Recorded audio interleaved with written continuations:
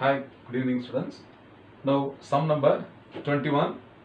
A rectangular loop carrying current is placed near a long straight fixed wire carrying current such that the longer sides are parallel to the wire. You can see this is a rectangular loop ABCD kept parallel to this wire. If the current in the nearer long side of the wire is parallel to the current in the wire. So the side AD is a nearer side to this wire. So we can say this wire is XY.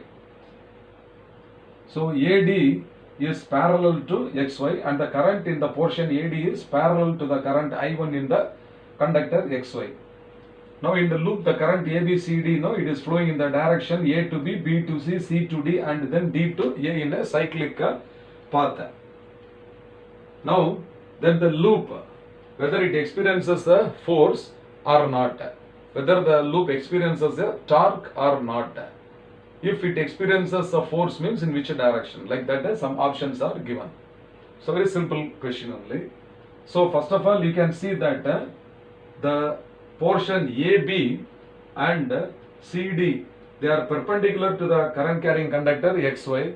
So the portion AB and CD do not experience any force. They do not experience any force. The portion AD and BC, which are parallel to this current carrying conductor, they will experience a force. Now force per unit length, okay, force per unit length or force on the portion AD, force on the portion AD, okay, this is taken to be F1. F1 is equal to mu naught into I1 into I2 into L, okay, into L divided by 2 pi into X. The distance of the portion AD from XY is X. So this is equal to what? 2 pi X. Now what is the nature of this force if the current flowing from Y to X and D to A, both are in the same direction, upward. So they are parallel currents. So parallel current means this force is attractive. Okay, this force will be attractive. Similarly, the force on the portion BC. BC is at a distance of X plus B. Is it not? X plus B. So I will write a force on the portion BC is taken to be F2. So this is equal to mu naught into I1 into I2 into L divided by 2 pi into the distance is X plus B. Now since the current in the portion BC is flowing in the downward direction, opposite to that of what? I1. Therefore what will happen? The nature of the force will be repulsive. So this will be repulsive. This force will be repulsive. But comparing to F1, F2 is lesser, is it not? So here F1 is greater. F1 is greater than F2.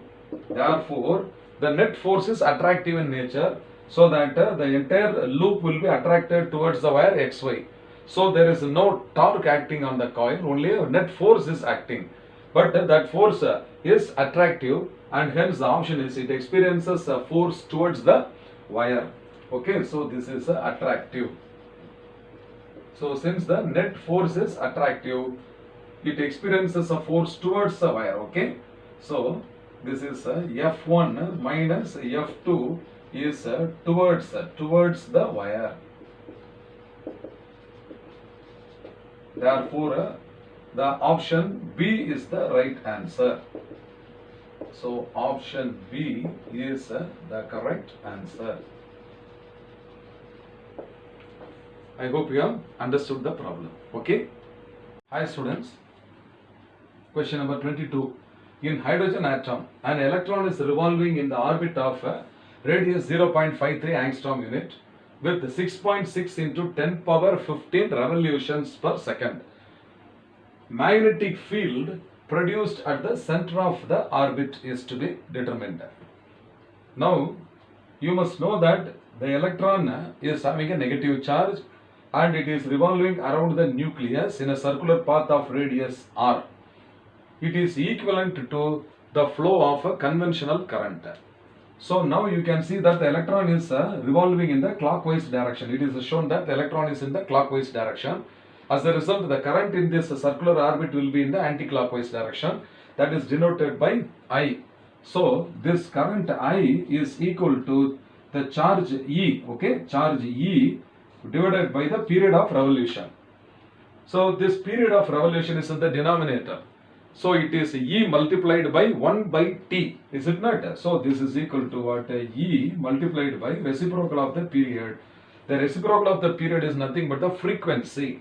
Okay, therefore the current I is equal to charge E into the frequency nu.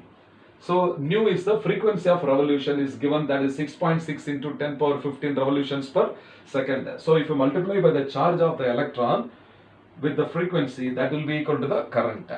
Okay. Now the magnetic field B, okay, the magnetic field B at the center of this circular orbit is equal to mu naught into the current I divided by 2 into R, the distance from the center nucleus to the charge. So it is mu naught into I divided by 2R.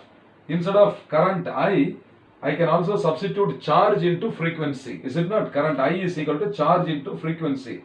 So this is equal to mu naught into E into nu divided by 2 into R. So all these values, if we substitute, means we can get the value of the magnetic field. Okay, therefore magnetic field B is now equal to absolute permeability mu naught is equal to what? 4 pi into 10 to the power of minus 7 multiplied by the charge of the electron is 1.6 into 10 power minus 19 coulomb into the frequency of revolution is 6.6. So 6.6 into 10 to the power of 15 whole divided by 2 into 0.53 angstrom unit. So angstrom unit is 10 power minus 10 meter. Now we have to group the terms and we have to multiply. So I am going to use the calculator for multiplication. So this is equal to 4 pi. 4 into pi is what? 12.56. 4 pi is a standard value. So that is equal to 12.56. All the numbers I will take first. So into 1.6 into 6.6 divided by 0.53 into 2 is 1.06. These are all standard multiplications only. So into now 10 raised to the power, you see here minus 7 is there and here minus 19 is there. So minus 19 added with the minus 7 is minus 26 into this 10 power minus 10 will come up as 10 power plus 10 and it will be added with this 15. So 10 plus 15 is how much? 25. So into 10 to the power of 25. So the net value is 10 power minus 1. Is it not? 10 power minus 1. Okay. Now the value is 12.56 multiplied by 1.6 again multiplied by 6.6. So this is equal to 132.6. So this is equal to 132.6 divided by 1.06 into 10 power minus 1. So this is 10 power minus 1 is there and this is now equal to, so divided by 1.06 is equal to 125. So this is 125 multiplied by 10 power minus 1. So this is equal to 12.5 Weber per meter square.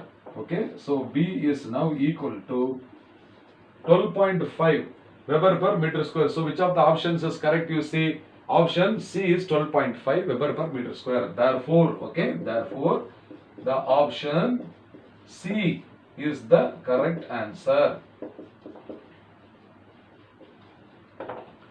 I hope you have understood. Okay, see.